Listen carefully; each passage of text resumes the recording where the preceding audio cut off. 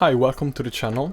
I'm Roko Sensei, I'm a professional music producer, and in this video I want to tell you what I would do if I were to start my music career all over again today. I'm going to especially speak about 5 things.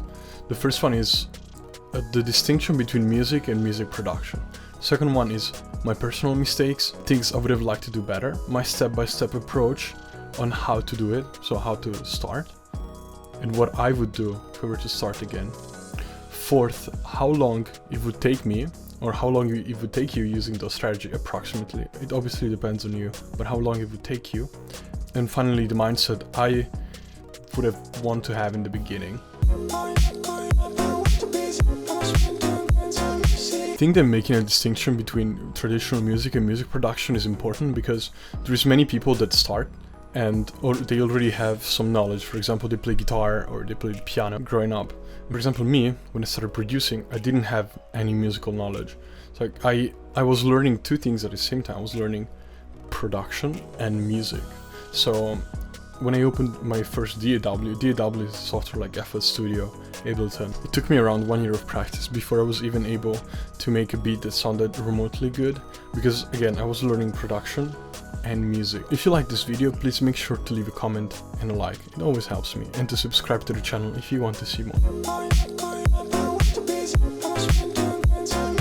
Let's get into part 2, the more practical way. The step-by-step approach I would take if I were to start producing all over again. Now, first thing I would do is to pick an instrument. If you don't play an instrument already, I would suggest you to pick the piano. You can buy a MIDI keyboard for $100 because later on it's going to help you. It's going to help you understand melodies better, because I am a big fan of MIDI and I still to this day I don't play a lot of melodies, but I see a lot of my friends that can play melodies and that helps them a lot. Step number 2, I will find tutorials.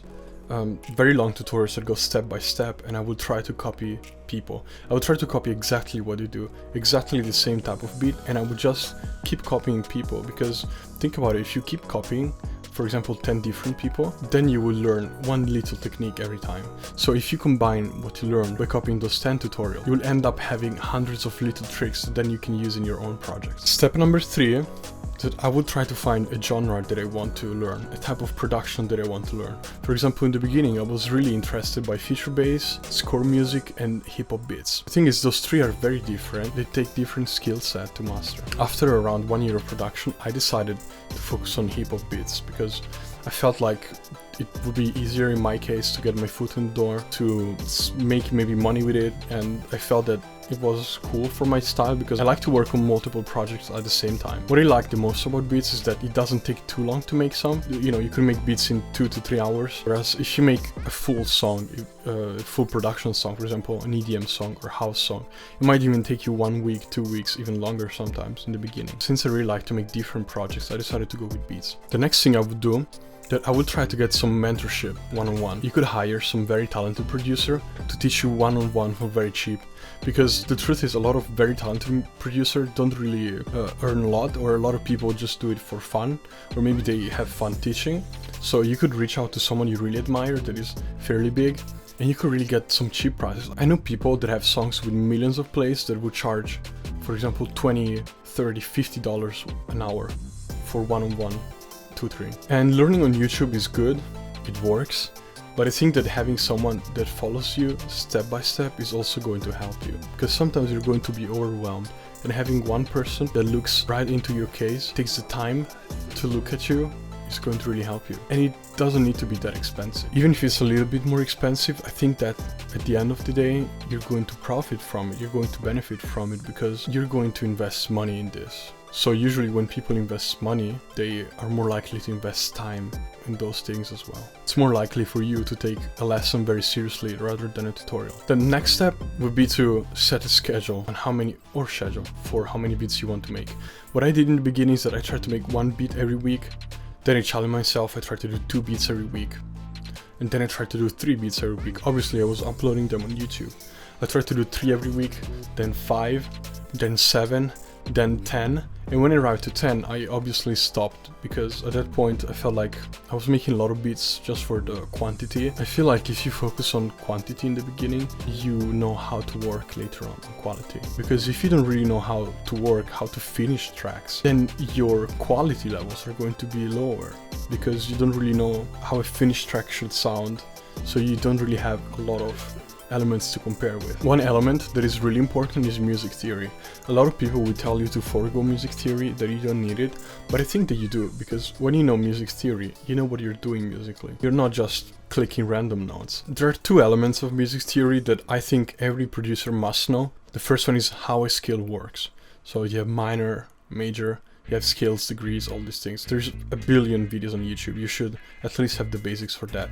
And the second one is how chords work, how chords progression. For example, you have a chord and you can do inversions, you can build tension, you can transpose the chord progression. Just knowing a little bit of those things is going to help you.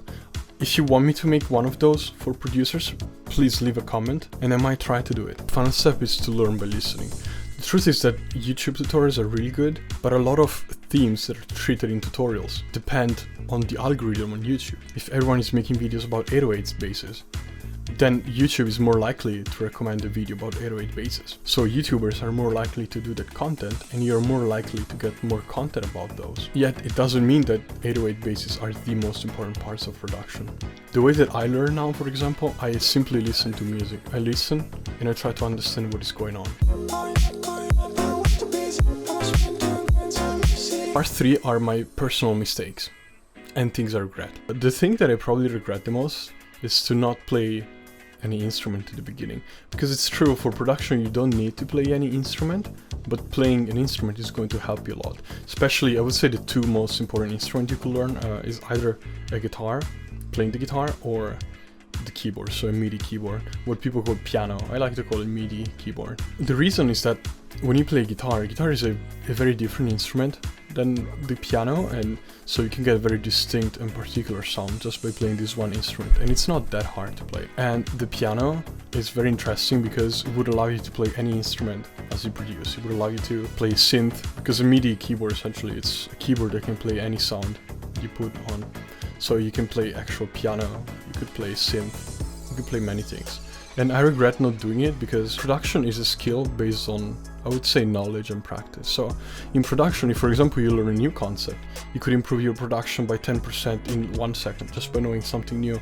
Whereas for piano and instruments in general, it can be also true, but most of the times you really have to play. You really have to play and build your finger dexterity and things like that. My first regret was to not play any instrument in the beginning. My second mistake, it's more a mistake than a regret, was the mindset I was going into with music. So I was listening to the music of the people that I liked, and I compared myself to them, although they had been making music for 5, 6, 10, maybe 15 years. And whereas at that moment, I just had 1 year of experience. You know, it's really hard to compare yourself with someone that has way more experience than you, and seeing yourself as bad. The advice that I would have given to myself, and I would give to you now, is to look at how people were before. So for example, maybe you like a certain producer, try to dig in their past, and maybe you will find how their music sounded 1 year ago, or how their first song sounded, or how their music sounded when they started making music for 1 single year. They will give you much more perspective, and it will help you making better decisions as you're learning. Okay, and down, number 4, how long it would take you, approximately, if you practice 1 hour a day, but 1 hour without phone, without YouTube, without Netflix, well, maybe with YouTube if you're copying tutorials. But if you do that, it would take you, in my opinion, it would take you no longer than 2 months to become really good at production. Especially if you have someone following you. So ideally, you would want to practice 1 hour a day with some tutoring. You could get the tutoring every day, or every other day, or once a week. I think once a week is very efficient. Think that if you make 1 hour of music without distraction, and you're followed by someone, you don't have to, but it would help you a lot, and you finish as many tracks as you can by following these 3 steps and working for 2 or 3 months, you can get extremely good at production, and you can learn a skill that you like. My camera died before I was able to record the last part of the video. Part number 5 is the mindset. The mindset I would have want to have in the beginning is a growth mindset. In the beginning, I was always trying to make the best music I could, and that is good. In the beginning, it's a better idea to make music that is better than the one you made yesterday. The goal is not to become the best in one day. The goal is to improve by 1% every day. And think about it, if you improve by 1% every day, you're 3 times better at the end of the year. If you improve by 2% every day, you're 6 times better every year. So try to think about a growth mindset. A practical way to keep that mindset is to export the beats that you make, put them in a folder and give them the numbers. For example, number 1, 2, 3. And this is something I still do to this day. I have around 900 beats now, and I listen to the first ones and I compare them to the last one, still to this day. It helps me understand that I'm really improving every day. That's it for the video. If you like it, make sure to leave a thumbs up, to subscribe, and I will see you next time. Have a nice day.